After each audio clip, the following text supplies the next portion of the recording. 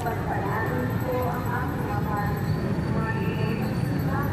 at bawat kami ng magiging bahagi.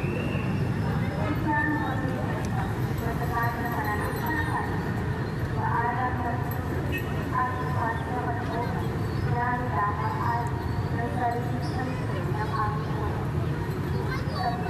At sa bahay ng araw-araw, naman, ay sasaksi ng ilang lupan dahil ang kapala ay aming apakabako para sa pagkakala ng pag-ibat at pagkakala ng ito sa banal. Ang lahat ng ito, nililin na ang nangyayari sa aming isa.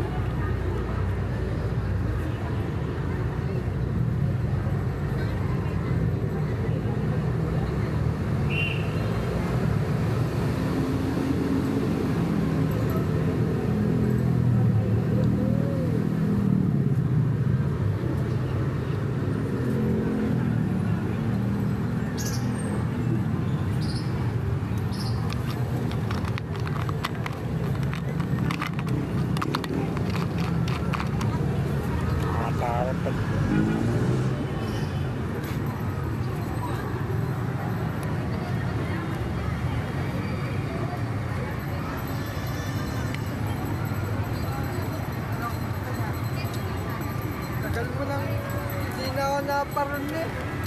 Bihira na ikaw.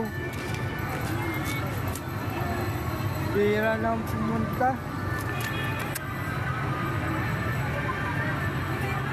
Busy ka kasi.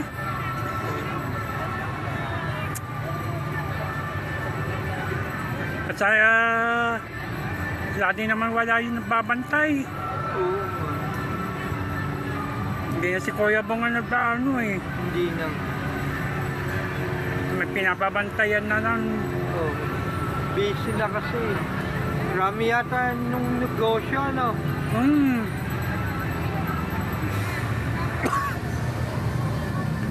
Dami. Napunta pa rin ako doon pero bihira na.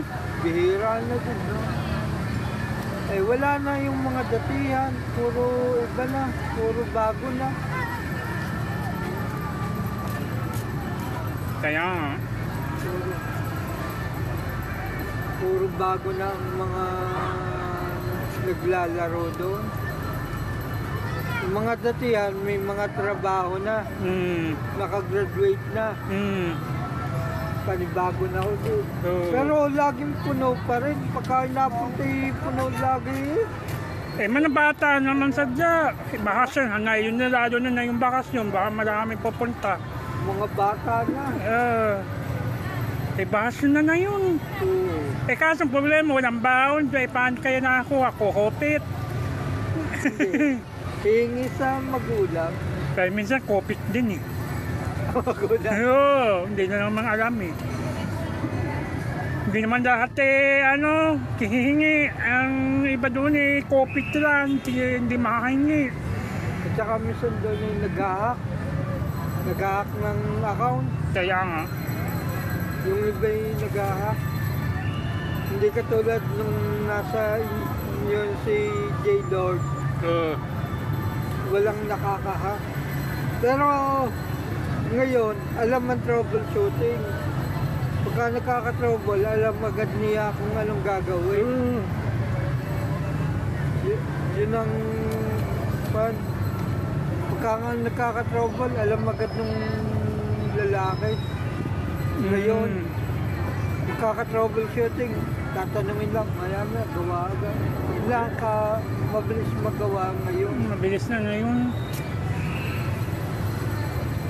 IT yata yun na yan, oh. Oo. Kaya pala mabilis maggawa. Hindi katulad ni J-Lord na... Ano ka natapos ni J-Lord? Hindi pa. Nadaanan pa ata yun. Nadaanan pa ata yun eh. Saan? Ang pagkalam ko, nauutosan lang, pero nag-aaral pa yun. Oo.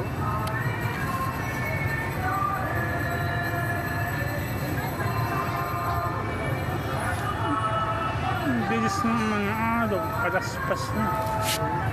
Sige.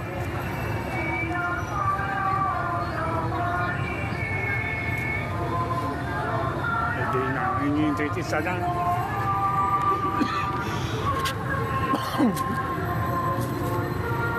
Wala na walang palaspas.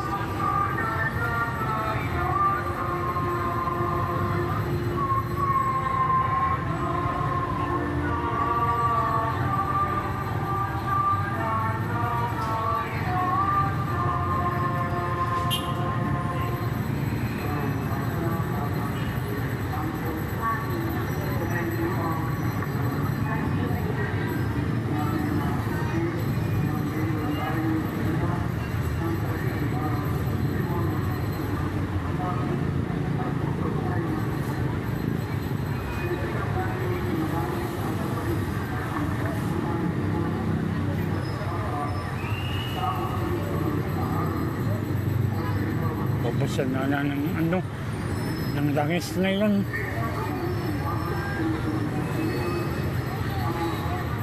Dahil sa Martes, Krisma eh.